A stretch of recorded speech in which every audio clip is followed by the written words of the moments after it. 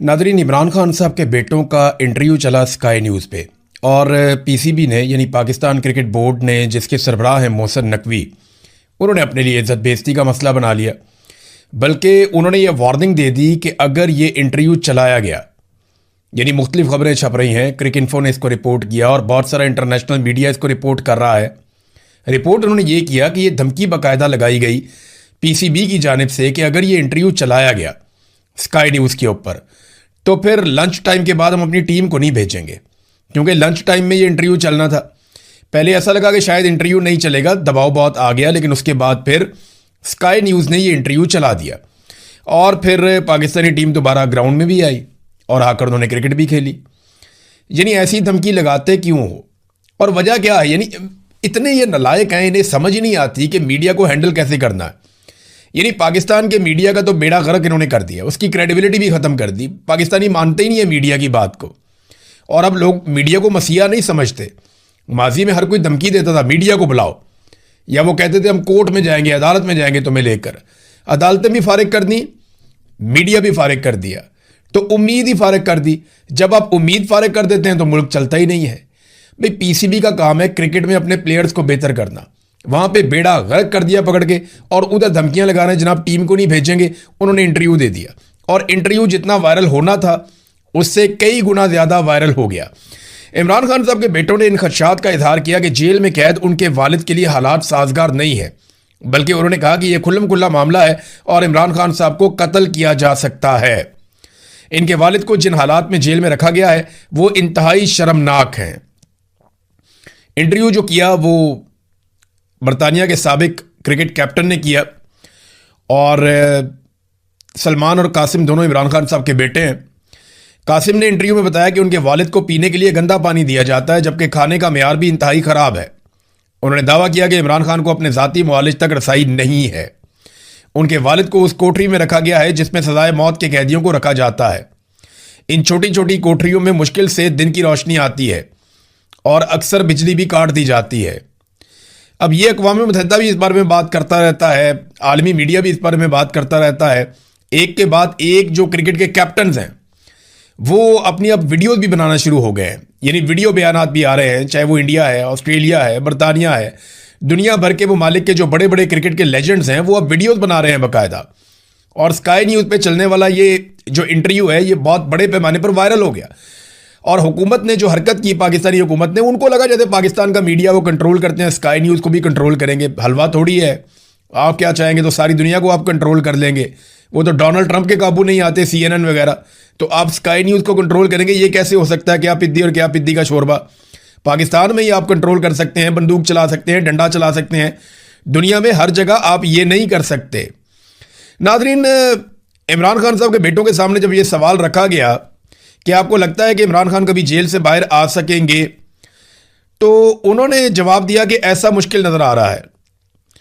यानी जब ये सवाल किया गया कि यानी छोटे बेटे से कासिम ने इसका जवाब दिया, उसने कहा जी कि इस वक्त बाहर निकलने का रास्ता मुश्किल होता नज़र आ रहा है, हम कोशिश कर रहे हैं लेकिन हालात बदतर होते जा रहे हैं। जिन लोगों के पास ताकत है उनका रवैया मज़ीद सख्त होता जा रहा है, उनका बाहर निकलना बहुत मुश्किल नज़र आता है, और हम इस बारे में मशवरा लेने के लिए जिन लोगों से बात कर रहे हैं वो इस बारे में ज़्यादा पुरुम्मीद नहीं है। हम अब परेशान हैं कि शायद हम उन्हें दोबारा कभी ना देख पाएँ। अब ये इमरान खान साहब के बेटे कह रहे हैं, और बहुत सारी चीज़ें उन्होंने इस इंटरव्यू में कही। मिसाल के तौर पे उन्होंने कहा कि इमरान खान ना डील करेंगे ना उन्हें कोई पछतावा है। ये बात भी उन्होंने जब CNN को इंटरव्यू दिया था तो उसमें पहले भी कही थी। इमरान खान के बेटे खुलकर बात करते हैं, जब भी बात करते हैं अपने वालिद के हवाले से वो खुलकर बात करते हैं। वो कहते हैं जी हमारा वालिद बहुत मजबूत आदमी है, जिन हालात में वो पहुंचे हैं उन्हें अपने किए पे कोई पछतावा नहीं है, क्योंकि उन्होंने जो किया वो अपने मुल्क के लिए किया। और बतौर बेटे कितना फ़ख्र होता होगा उन्हें अपने वालिद पे कि उनका वालिद डट कर खड़ा है और मुकाबला कर रहा है फस्तायत का, जुल्म का, जबर का, और अपने मौक़िफ़ से पीछे नहीं हट रहा। इमरान खान वाकई एक बहुत मजबूत आदमी है। यहाँ पे जो इमरान खान के बेटों ने कुछ बातें और कहीं वो भी मैं आपके सामने रख देता हूँ। कासिम खान ने कहा कि अब वाकई महसूस होता है कि ये एक ऐसा लम्हा है जिस पर हमें फ़ौरन एक्शन लेने और इससे फ़ायदा उठाने की ज़रूरत है, क्योंकि वो अब किसी हिकमत अमली या मनसूबाबंदी के तहत काम नहीं कर रहे। वो जो कुछ कर रहे हैं वो बिल्कुल वादे है, यानी वो खुल्लम खुल्ला उन्हें जान से मारने की कोशिश कर रहे हैं। वो बस उन्हें ज़्यादा से ज़्यादा अरसे तक वहाँ जेल में रखना चाहते हैं और उनकी आवाज को दबाना चाहते हैं। फिर इसके ऊपर जो है वो अलग अलग तरह के लोगों के अलग अलग तरह के कमेंट्स आ रहे हैं, लेकिन पीसीबी की बहुत बेइज्जती हो गई। 4 तरह की बड़ी चीजें हुई हैं आलमी सतह पे इमरान खान साहब के हवाले से हाल ही में। इसमें सबसे पहले तो ये बैनुल अक़वामी जो क्रिकेट बरादरी है, उनके कप्तानों ने एक मुहिम चलाई, बड़ी तगड़ी मुहिम चलाई। 21 लेजेंड्स हैं जिन्होंने इमरान खान के लिए आवाज़ उठाई, अब वो वीडियोज भी बना रहे हैं। फिर ये लॉर्ड्स के मैदान में जो तारीखी इंटरव्यू है, ये पूरी दुनिया में बहुत अहमियत रखता है। पीसीबी को इस बात का आइडिया था, तो बजाय पीसीबी चुप रहता, उन्होंने रोला डाल के इसको और ज़्यादा वायरल करवा दिया है। तीसरी चीज़ जो है वो इंसानी हकूक़ की तंजीमों और अक़वाम मुत्तहिदा का मौक़िफ़ जो है वो बड़े शानदार तरीके से अब सामने आ रहा है। अक़वाम मुत्तहिदा का जो वर्किंग ग्रुप है, उनके माहिरीन के पैनल ने इमरान खान की कैद को गैर कानूनी करार दिया था और उनकी फौरी रिहाई की सिफारिश भी की थी। एमनेस्टी इंटरनेशनल ने और दीगर बैनुल अक़वामी इदारों ने भी इस पर आवाज़ उठाई है। फिर बैनुल अक़वामी बरादरी और सियासी असरात भी लगातार इसके पड़ रहे हैं। इमरान खान साहब की कैद के अमेरिका और बरतानिया के पार्लियामेंटेरियंस बार बार आवाज़ उठा चुके हैं, यूरोपीय पार्लियामेंटेरियंस बार बार आवाज़ उठा चुके हैं। हुकूमती सेंसरशिप के खिलाफ भी बातचीत की जा रही है। देखिए, मैं आपको पहले भी कह चुका हूं कि इमरान खान बाहर कैसे आएंगे। सादा फार्मूला है, 3 में से जब भी 2 चीजें होंगी इमरान खान बाहर आ जाएंगे। 3 किस्म के दबाव हो सकते हैं मिलिट्री एस्टेब्लिशमेंट के ऊपर। जब भी उन तीनों में से 2 दबाव इकट्ठे हो जाएंगे तो मिलिट्री एस्टेब्लिशमेंट की ऐसी तैसी हो जाएगी, इमरान खान को छोड़ना पड़ेगा। एक दबाव है बैरूनी दबाव, कि आलमी सतह पे एक ऐसा दबाव है पाकिस्तान की मिलिट्री एस्टेब्लिशमेंट पे कि उन्हें पीछे हटना पड़े अपनी जिद और अना से, या अपने मफादात से समझौता करना पड़े, इमरान खान को छोड़ना पड़े। आलमी दबाव। दूसरा दबाव है अवामी दबाव, कि या तो अवाम बहुत बड़े पैमाने पर निकल आए, पाकिस्तान में हर तरफ से लोग निकल आए और वो नाक में दम कर दें, ये दूसरा दबाव है। और तीसरा दबाव है माशी दबाव, कि मईशत का पहिया चल ही नहीं रहा, लोगों ने जिद पकड़ लिया कि इमरान खान के बगैर हमने मुल्क नहीं चलने देना। वजह यह है, लोगों को एतमाद ही नहीं है। एक जाली सरकार बैठी हुई है, अदलिया कंट्रोल्ड है, मीडिया कंट्रोल्ड है, कोई किसी का माल खा जाए बचाने वाला कोई नहीं है, सारे इदारे कंप्रोमाइज्ड हैं, अमनो अमान की सूरत हाल बदतरीन है और सियासी इस्तेहकाम है नहीं। इन चीज़ों के साथ जो है वो मईशत तो तबाह होनी थी और वो हो गई है। तो एक दबाव इस वक्त मौजूद है, वो है माशी दबाव। इस हुकूमत को हर साल $20 अरब के आसपास पैसा चाहिए सिस्टम को सिर्फ घसीटने के लिए। कम से कम इतना पैसा इनको चाहिए। अब ये इतना पैसा कैसे इकट्ठा कर सकते हैं, सवाल ही पैदा नहीं होता। $50 अरब अगले 2-3 साल के अंदर इनको चाहिए, जिसको ये सिस्टम चलाने के लिए इस्तेमाल करें। इतना पैसा लाएंगे कहां से, कौन देगा इन्हें इतना पैसा? ये कमा तो सकते नहीं है, वापस कैसे करेंगे, ये भी बड़ा सवाल है। तो माशी दबाव इनके ऊपर मौजूद है। बाकी 2 तरह के दबाव में से कोई एक भी आ गया तो इमरान खान साहब बाहर आ सकते हैं। यानी बैरूनी दबाव बहुत ज्यादा आ जाए, अगर यानी अमेरिका से और सऊदी अरब से भी ये कहा जाए कि यार बहुत हो गई है, इमरान खान को छोड़ो, तुम लोगों ने तमाशा लगाया हुआ है तुम लोगों ने, तो अगर ये चीज होगी तो इनको छोड़ना पड़ेगा। क्योंकि अमेरिका से आने वाले किसी भी हुक्म को हमारे जो मिलिट्री एस्टेब्लिशमेंट के लोग हैं या जर्नैल हैं, वो सबसे अव्वलीन हुक्म समझते हैं। मैंने आपको कहा था ना कि जो हमारी अस्करी क़यादत होती है उसका जो दुनियावी किबला है वो पेंटागन है, वो कहीं और नहीं है। तो पेंटागन से जो ऑर्डर आता है उसके ऊपर अमल दरामद करते हैं, फौरी तौर पे करते हैं, चाहे पेंटागन से बरास्ता सऊदी अरब आ जाए, चाहे बराह रास्त आ जाए, या अवाम निकल आए बहुत बड़े पैमाने पे। इन दोनों में से कोई एक चीज भी हो जाएगी ना, तो माशी दबाव के साथ जब भी ये दबाव मिलेगा, चाहे अवामी दबाव मिले चाहे बैरूनी दबाव मिले, तो इमरान खान साहब को मिलिट्री एस्टेब्लिशमेंट को छोड़ना पड़ेगा। अवामी दबाव के लिए सुहेल अफरीदी साहब काम कर रहे हैं। उन्होंने एक वार्निंग जारी की है, मैं ये खबर आपको पढ़ के सुना देता हूं। उन्होंने कहा 27 सितंबर को इतनी तैयारी के साथ आ रहे हैं कि आप सोच भी नहीं सकते, ये शहरियार अफरीदी ने कहा है। अब वो क्या देख रहे हैं, देखिए ग्राउंड के ऊपर तो नजर आ रहा है, लोग बहुत ज्यादा चार्ज हैं, लोग बहुत ज्यादा गुस्से में। जो कुछ इमरान खान के साथ आसिम मुनीर साहब ने और उनके साथियों ने किया, उसके बाद लोग बहुत नाराज हैं, लोग गुस्से में हैं, तकलीफ में हैं, और वो अपने सबसे मकबूल लीडर को अपने बीच में देखना चाहते हैं। अब ये गुस्सा बढ़ता चला जा रहा है। ग्राउंड पे सुहेल अफरीदी को नजर भी आ रहा है, जहां जाते हैं लोग कहते हैं चलो चलो डी चौक चलो। अब सुहेल अफरीदी की और उनके साथियों की एफर्ट के ऊपर आप उंगली उठा सकते हैं। आप ये कह सकते हैं कि जो एफर्ट दरकार है ये वो एफर्ट नहीं कर रहे, प्रैक्टिकली जो चीजें करने वाली हैं ये वो नहीं कर रही है, इनका उतना तजुर्बा नहीं है, इनको उतनी समझ नहीं है, ये नए लोग हैं, इन्हें बहुत मुश्किल काम दे दिया गया है। लेकिन क्या ये उसके लिए ट्रेंड है या जानबूझ के नहीं कर पा रहे? क्योंकि देखिए स्ट्रीट मूवमेंट का अभी तक, जिसको ये स्ट्रीट मूवमेंट कह रहे हैं, वो तो सिर्फ लोगों को मोटिवेट करने वाली चीज है, चैनलाइज करने वाली चीज है, लोगों को हौसला देने वाली चीज है। लेकिन जो स्ट्रीट मूवमेंट गली मोहल्लों में एक एक घर में जाके एक एक नौजवान से मिलके जो आप सबकी ड्यूटियां लगाते हैं, एक ऑर्गेनाइज्ड एफर्ट होती है, वो अभी तक हमें दिखाई नहीं दी। फिर इसके लिए इनको बहुत पैसा चाहिए, 50-60 करोड़ में नहीं होगा। इसके लिए बहुत पैसा चाहिए कि पाकिस्तान तहरीक इंसाफ उतना पैसा भी इकट्ठा कर लेगी। वैसे इनके लिए मसला होना नहीं चाहिए। पाकिस्तान तहरीक इंसाफ को तो आम आदमी बहुत फंड देता है, इमरान खान साहब पे बहुत भरोसा है पाकिस्तानियों को, और वो इमरान खान साहब की आज़ादी के लिए चलने वाली तहरीक को फंड जरूर करेंगे। तो अब ये सुहेल अफरीदी ने कहा जी कि जब हम 20 लाख लोग लेकर आएंगे ना तो कोई हमारे ऊपर तशद्दुद नहीं कर पाएगा, और ये बात सच है। अगर वाकई में सुहेल अफरीदी ने 20 लाख बंदा निकाल दिया ना तो आप 1000 आसिम मुनीर भी ले आएंगे ना तो तशद्दुद नहीं कर पाएंगे। मुमकिन नहीं है कि फिर गोली चलाएं और उनके ऊपर अटैक करें, क्योंकि 20 लाख एक तादाद होती है। 20 लाख का जो इज्तिमा है ना, वो पैदल भी चल रहा हो ना तो कई किलोमीटरों तक वो इज्तिमा होता है। कितना बड़ा इज्तिमा होता है, पूरा शहर उससे भर जाता है। अगर इतनी बड़ी तादाद में ये लोग लेकर आ गए तो फिर तो कहानी खत्म। और पाकिस्तानियों के पास ये मौका है, 27 सितंबर अभी बड़ी दूर है। देखिए, इस बात को ना देखें कि सुहेल अफरीदी का कितना तजुर्बा है, किसकी नीयत कैसी है, कौन जाएगा नहीं जाएगा। अगर सारा पाकिस्तान निकला है तो यार एक दफा जान छुड़ाओ भाई, निकलो सारे, एक दफा जोर लगाओ, और जोर लगाओ, इनको निकालो यहां से, और पाकिस्तान के अंदर जो है वो हकीकी जमहूरियत लेकर आओ। ऐसी जमहूरियत लेकर आओ जिसमें इंसानों को आज़ादी मिले, इंसानी हुकूक हो, आज़ादी इज़हार राय हो, जिसके अंदर कानून की हुक्मरानी हो, कानून सबके लिए एक जैसा हो, मसावात हो। कोई ऐसी चीज़ पाकिस्तान में लेकर आओ। ये जुल्म और बर्बरियत और इंसानी हुकूक की पामालियां पाकिस्तान में अगर बंद करनी है तो एक दफ़ा पूरे पाकिस्तान को निकलना पड़ेगा। ये 20 लाख तो बहुत थोड़े हैं, मेरे ख्याल में 1 करोड़ आदमी निकलना चाहिए, और सबको निकल कर इस सिस्टम को ठीक करना चाहिए। एक दिन टाइम निकालें तो 4 दिन लगेंगे आपके, और पाकिस्तान ठीक हो जाएगा। पाकिस्तान ने हमें इतना कुछ दिया है, क्या हम पाकिस्तान को 4-6 दिन नहीं दे सकते? हमें 4-6 दिन पाकिस्तान को दे देने चाहिए। अगर थोड़े लोग निकलेंगे तो ज्यादा ताकत लगाएंगे, ज्यादा कोशिश करेंगे, नुकसान भी होगा। अगर ज्यादा लोग निकलेंगे तो कोई नुकसान नहीं होगा और मुल्क भी सीधे रास्ते पे आ जाएगा। नादरीन, सुहेल अफरीदी ने यह भी स्टेटमेंट दिया और एक और बात भी बताई, और यह बात बड़ी तकलीफदेह है। उसका रीजन भी मैं आपको बताता हूं, लेकिन पहले एक अपील भी है।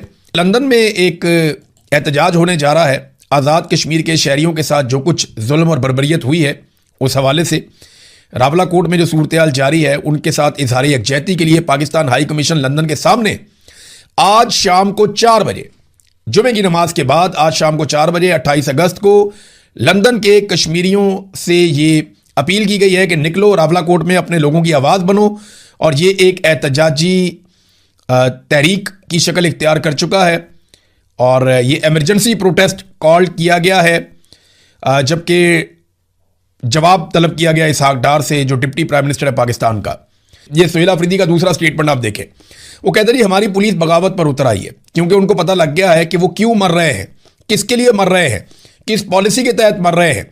इस पॉलिसी के तहत जो खैबर पख्तूनख्वा में इंप्लीमेंट की गई है, इसका कोई फायदा नहीं है। पाकिस्तान को तबाह होता देख रहा हूं, ये वजीर आला खैबर पख्तूनख्वा कह रहा है।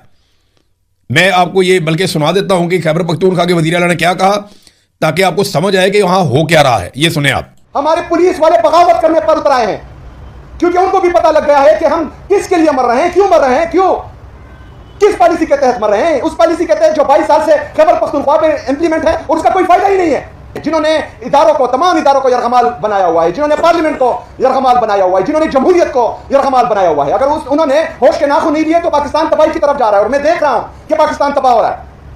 ये पॉलिसीज, ये रवैया, ये बंद कमरों के फैसले, ये मेरे पाकिस्तान को खा रहे हैं। अब ये वजीर आला चिल्ला चिल्ला कर कह रहा है जो तबाही आ रही है।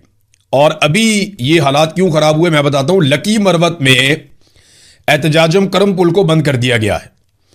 पुलिस एहलकार और अमन कमेटी के रुकन समीउल्लाह के पेशावर से मुबैना अगवा के खिलाफ ये एहतजाज अब शुरू किया गया है। पुलिस एहलकार समीउल्लाह, अब ये जो पुलिस एहतजाज कर रही थी, वहां जो अमन कमेटी के रुकन है समीउल्लाह, उन्हें अगवा कर दिया गया। आपको पता है कौन अगवा करता है? जबरी तौर पे गुमशुदा किया गया जो पुलिस एहलकार एहतजाज कर रहे थे फौज की मुदाखलत के खिलाफ या मिलिट्री ऑपरेशन के खिलाफ, या वो जो लोग कह रहे थे कि जनाब यहां पे दहशतगर्द आते हैं तो उन्हें सहूलतकारी दी जाती है फौजी अफसरान की जानिब से, और वो ये कह रहे थे कि उनके पास इनके सबूत और वीडियोज भी मौजूद हैं। अब समीउल्लाह साहब जो हैं, इनका ताल्लुक पुलिस से, और ये लोग एहतजाज कर रहे हैं कि फौज की वजह से दहशतगर्दी हो रही है, जबकि फौज कहती है हमने दहशतगर्दी खत्म करनी है, हमें ऑपरेशन करने दो।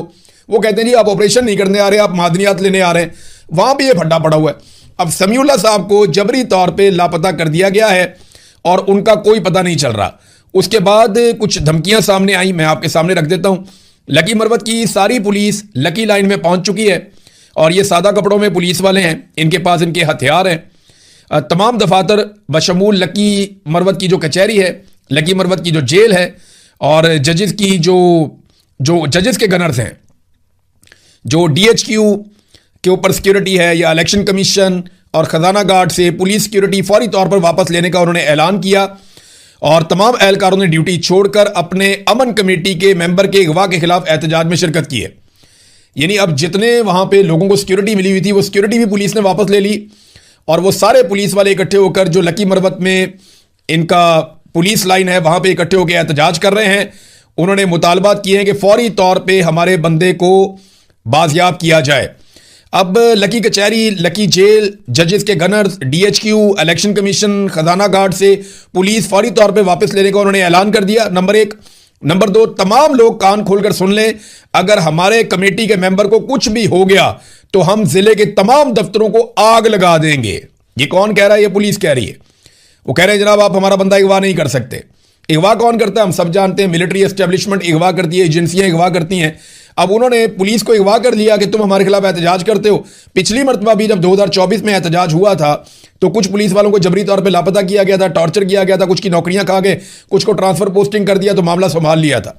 अब यह मामला बहुत बिगड़ गया है और पुलिस बगावत पे उतर आई है। मुझे अच्छी तरह याद है एक दिन एक मेजर जनरल ने मुझे कहा था कि हमारे गंदे कपड़े पुलिस धोती है, हम पुलिस के बगैर नहीं चल सकते, अगर पुलिस हमारे साथ कोऑपरेट ना करे तो हम किसी एक जिले में भी काम नहीं कर सकते। अब लकी मरवत और बन्नू की सूरत हाल आपके सामने है और यह बहुत बड़ा चैलेंज है पाकिस्तान की मिलिट्री एस्टेब्लिशमेंट के लिए।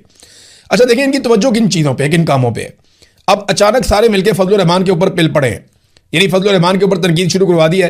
एक ही जैसा स्क्रीनशॉट जितने भी फौज के साथ या अस्करी लोगों के साथ जुड़े हुए जितने भी जर्नलिस्ट हैं, यानी अस्करी जर्नलिस्ट कह लें उन्हें या अस्करी सहाफ़ी कह लें उन्हें, जो फौज को कवर करते हैं या फौज के बहुत करीब रहना चाहते हैं, जो फौज के लिए काम करते हैं हर दौर में, वो तकरीबन कुछ 17-18 सहाफ़ियों को एक ही क्लिप भिजवा दिया गया। यानी इनके अपने डिजिटल चैनल भी है ना, वहां से एक ही क्लिप उठा के 17-18 सहाफ़ियों को भिजवा दिया गया और 17-18 सहाफ़ियों ने एक ही तरह के ट्वीट कर दिया। आप अंदाजा करें कि फजलुर रहमान को गंदा करना जी। फजलुर रहमान जो है उसने कोई हैबतुल्लाह से कोई वादा किया हुआ है जो अफगानिस्तान का सरबराह है और उसके साथ मिलकर वो पाकिस्तान के खिलाफ कोई साजिश कर रहा है, वो कोई अफगानिस्तान का वफादार है। और भाई फजलुर रहमान का अपना एक मौक़िफ़ है, वो हमेशा से अपना मौक़िफ़ देता आ रहा है। फजलुर रहमान से 100 हमारे सियासी इख्तलाफात हो सकते हैं कि फजलुर रहमान साहब हमेशा अपनी सियासत के अंदर एक गुंजाइश रखते हैं, एस्टेब्लिशमेंट के साथ भी, बाकी जमातों के साथ भी वो मिलजुल कर चलने के आदी हैं। वो खुद स्टेटस को का हिस्सा है, वो स्टेटस को के खिलाफ नहीं हो सकते। उन्हें अपने बच्चों को, भाइयों को, सबको उन्हें इक़्तिदार में रखना होता है। ये उनके प्रॉब्लम हैं, लेकिन पाकिस्तान का गद्दार तो ना कहें फजलुर रहमान को। फजलुर रहमान को भी पाकिस्तान का गद्दार करार दे दिया और मिलिट्री एस्टेब्लिशमेंट ने अपने जितने भी अस्करी जर्नलिस्ट हैं उन सारों को एक साथ फजलुर रहमान के ऊपर छोड़ दिया है। नाजरीन, कर्नल क्या करेगा, इस हवाले से खुफिया वीडियो सामने आ गई। जब कर्नल और उसकी बीवी ने यूनिवर्सिटी के अंदर जाकर उछल कूद की, पहले उसकी मुबैना बीवी जो है वो वहां पे मार कुटाई करती रही, डंडे छीन के पुलिस से मारती रही, लातें मारती रही, बैरियर गिराती रही, बदतमीजी करती रही, धमकियां देती रही, स्टूडेंट्स को हरासा करती रही। और उसके बाद कर्नल आया, कर्नल ने तो हद कर दी। पहले जो साथ अपने डंडा लेके आया था उससे मारता रहा, उसके बाद धक्के देता रहा, फिर पिस्टल सीने पे लगाता रहा, फिर उसके बाद उसने गोलियां भी चला दी। वो तो शुक्र है किसी को लग नहीं गई। तो वो जो कर्नल ने और उसकी बीवी ने जो तमाशा लगाया यूनिवर्सिटी में, उसके बाद एक पुलिस वाला जो है, ये SSP ऑपरेशन है, ये जो SSP ऑपरेशन है ना वहां का, सरहद यूनिवर्सिटी के वाकये के ऊपर जब ये सहाफियों के साथ ऑफ द रिकॉर्ड बात कर रहा था तो किसी ने खुफिया कैमरे के जरिए से उसकी बातचीत रिकॉर्ड कर ली। अब वो जो ऑफिसर है वो क्या बता रहा था, वो ये बता रहा था कि ये फौजी है ना, ये अभी यही मौक़िफ़ लेगा, ये कहेगा जी मेरी बीवी की इज्जत खतरे में थी और जनाब मैं गैरत में आ गया था, उसके कपड़े फाड़ दिए थे, उसको धक्के मारे गए थे। ये इस किस्म की बातें फौजी करेगा, लेकिन हकायक सबको पता है, हम हर चीज़ जानते हैं। ये बात SSP ऑपरेशन कर रहा था और बाद में सारे टाउटों ने, मिलिट्री एस्टेब्लिशमेंट से जुड़े हुए जो बड़े बड़े टाउट हैं जिन्हें तमगे शमगे भी दिए जाते हैं, उन सारों ने यही वाला बयानिया अपनाया जो ये पहले से जानता था एसएसपी ऑपरेशन की, यही कहेगा जी मेरी बीवी की जान खतरे में थी, ये हो गया, वो हो गया, फलां हो गया, ढमका हो गया। तो ये सारा कुछ उसी तरह हुआ, कर्नल की बीवी को और कर्नल को बचाने के लिए वही कुछ किया गया जो पहले से पता था कि ये किया जाएगा। लेकिन अल्लाह की लाठी बड़ी बेआवाज है, हर चीज अब क्लियर हो चुकी है। अगर इन तलबा को निशाने इबरत बनाने की कोशिश की गई तो याद रखना तलबा तुम्हें निशाने इबरत बनाएंगे और वो दिन ज्यादा दूर नहीं है। नादरीन, एक खबर है, उसकी तस्दीक हो जाए तो बेहतर है। इस्लामाबाद में जो जर्नलिस्ट हैं, मेरी उनसे बात हुई है, मैंने कहा जी आप चेक करें, हम कोशिश करेंगे 24-48 घंटे के अंदर इसकी खोज लगाएं, क्योंकि नर्सरी में जब आग लगी तो उसमें 15 बच्चे नहीं चले, 15 बच्चों की सिर्फ शनाख्त हो सकी है, और नर्सरी में उस वक्त 40 से 50 बच्चे मौजूद थे, वो सारे बच्चे जिंदा नहीं रहे। ये वालिदैन जो मुतासिर हुए उनकी तादाद ज्यादा है। हुकूमत ने 14 बता के गलत कहा है। ये रुकन कायमा कमेटी बराए सेहत कौमी असम्बली में जो हैं डॉक्टर शाजिया सोबिया, उन्होंने ये इंकशाफ किया है। अब अगर ये बात ठीक है, इसकी तस्दीक हो जाएगी अगले 24 घंटों में, 48 घंटों में इसकी हम खोज लगाएंगे, पता करवाएंगे। मैंने तो 4 दोस्तों से गुजारिश की है, तो पता चलेगा तो आपके साथ हम शेयर करेंगे। वैसे अगर ये ऐसा है तो ये बहुत बड़ा सानिया है। इसके ऊपर तो मुस्तफा कमाल का इस्तीफा तो बनता है, सेक्टर कमांडर का जो दोस्त अस्पताल में काबिज है उसका भी इस्तीफा बनता है, उसको भी हटाना चाहिए। अब तक के लिए इतना ही, अपना ख्याल रखिएगा, अपने चैनल का भी। अल्लाह हाफिज़।